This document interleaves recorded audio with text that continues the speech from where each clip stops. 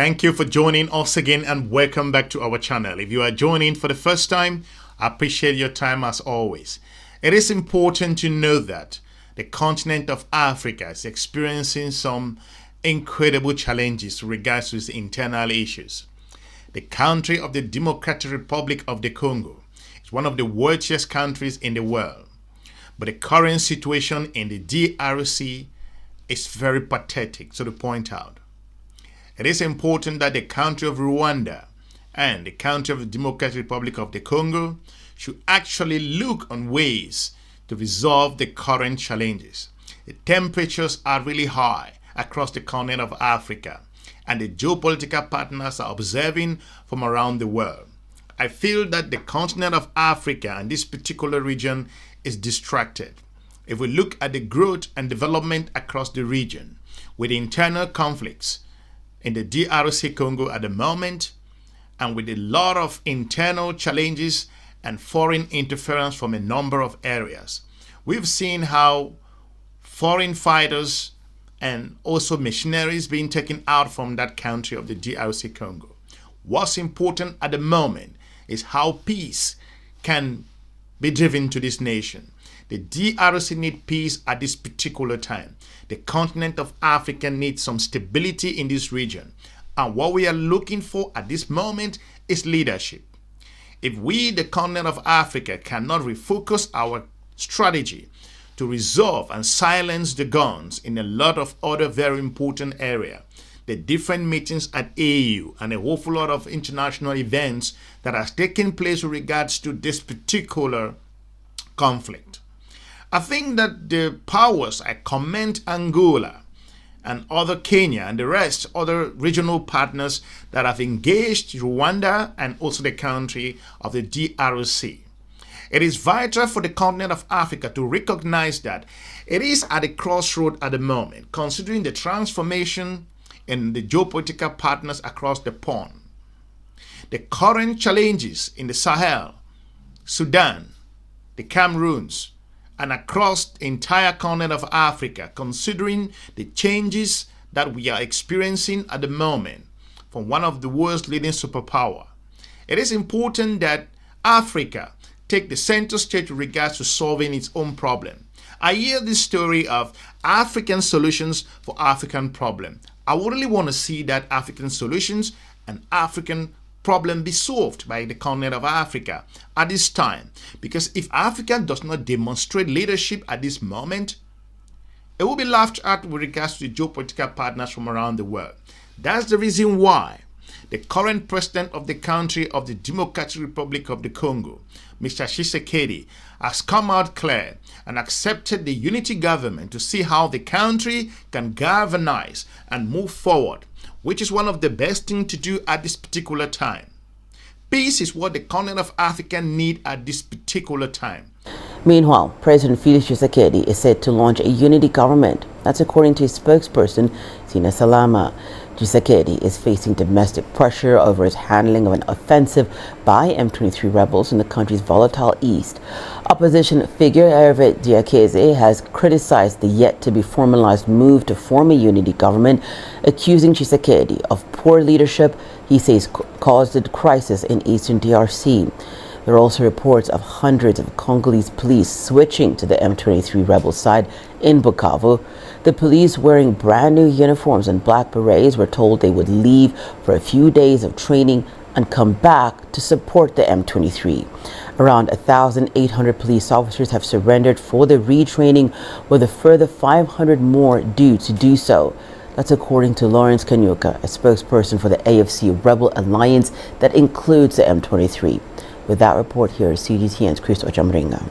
President Félix Tshisekedi told members of the ruling coalition, the Sacred Union of the Nation, that he's reaching out to political leaders to form this government of national unity. So we still don't know the names or the profiles of the people who will be part of this government. But the backstory of this formation of a government of national unity is that there has been a lot of criticism by some members of the ruling coalition about the handling of the president's handling of this conflict in eastern DRC with the M23 rebels. There have also been some politicians who are reported to have reached out to the M23 rebels, fearing that the government in Kinshasa might fall if the rebels fulfill their promise of marching all the way to Kinshasa. So this has not gone down well with the president. So his grand plan is to unite everyone in the country, you know, to have them rally around him so that they can win this conflict on all fronts, diplomatic, political and military front. According to the M23 spokesperson, there are 1,800 police officers who voluntarily surrendered to their group and are supposed to go for training. He said there are 500 others who are supposed to join them, and then they will come and help ensure that there is peace and order in Bukavu City. A lot is happening around the world. If the continent is distracted with internal conflict, the geopolitical partners from across the pond, the United States of America in Washington, the European Union in Brussels, China, Beijing, and looking at Russia, Moscow, and other partners across India, in the Middle East, and we see how these particular regions are battling with their own internal issue. Africa should show leadership with regards to the conflict of the Congo. The Congo is a rich particular country which is unique in the continent of Africa. But with what's going on at the moment cannot be resolved as quickly as possible, it will derail the focus of the continent of Africa. This conflict has been going on for years. And it's important, like I've said, that colonialism has consequences.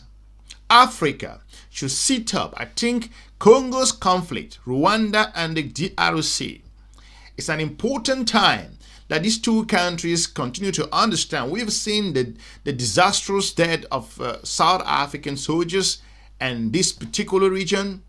I'm just talking about that. How can the continent galvanize to looking at peace at this critical time in its history? We have to silence the gun.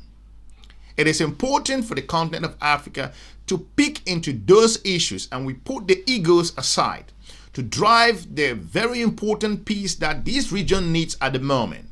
Now, the government, President Félix Tshisekedi, yesterday in the meeting he held with members of the ruling coalition, said that he's aware of the challenges that the DRC army and the police officers have been going through for very many years. He says they're carrying out reforms, major reforms, including increasing salaries of police officers, soldiers, people who have been dying in battle. They said they're going to take care of the relatives of soldiers who have died.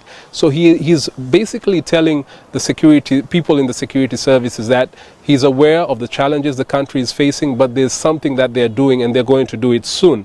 But of course, many people, the M23 rebels, are saying this is something that has been going on for a very long time, and that is why they want to convince these soldiers and the military, the police officers, to join their camp so that they can fight together to make a change in the DRC.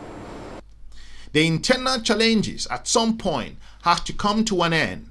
It is vital that without a clear focus, foreign interference, mercenaries, and other very unwelcome concessions and advice from other partners that have no interest with regards to your own population and development and growth will continue to destabilize your region. It is vital for Africa at this stage to take full responsibility. If we talk about African solutions for African problems, the DRC should be an example. It is important at this time that the country of the DRC Congo figure out which way to move forward. And if the guns can be silenced and we focus on what's important to drive peace and what the people of the Congo need at this particular time, that will be tremendous in terms of the win in the continent of Africa. Like I've always said, Africa cannot wait for foreign partners to come and solve your own problem. You have to sit around the table, get mature, focus, keep ego aside, look at you, each and everyone in the eyes and say that it's gonna be okay and we have to make concession. It's about time. The situation in the Kivu and the DRC's provinces is in total shambles. I think that the continent of Africa should sit up and not go again to the United Nations and talking about African solutions for African problem if we cannot deal with the situation in the DRC Congo at the moment.